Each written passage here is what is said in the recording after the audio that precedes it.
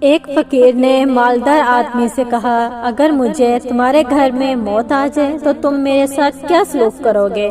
مالدار آدمی، تمہیں کفن دے کر دفنا دوں گا۔ فقیر بولا، ابھی میں زندہ ہوں، مجھے پہننے کے لیے کپڑے دے دو، اور جب مر جاؤں تو بغیر کفن کے مجھے دفنا دینا۔ یہ ہم لوگوں میں سے بہت سے افراد کی داستان ہے کہ جب تک ہم زندہ ہیں ایک دوسرے کی قدر نہیں کرتے، لیکن مرنے کے بعد ایک دوسرے کے لیے آگے بڑھ کر نیکیاں کرنے لگتے ہیں۔ اگر قدر کرنا ہے تو زندگی میں کرو۔ دیکھو میرا بندہ ایسا ہوتا ہے۔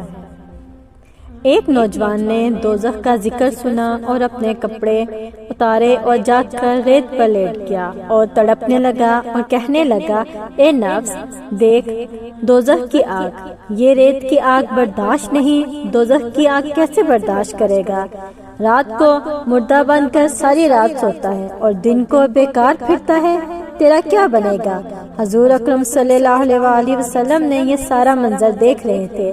فرمایا، ادھر آ، تجھے خوشخبری سناؤں، تیرے لیے آسمان کے سارے دروازے کھول دیے گئے ہیں اور اللہ خوش ہو رہا ہے اور فرشتوں سے کہتا ہے کہ دیکھو میرا بندہ ایسا ہوتا ہے۔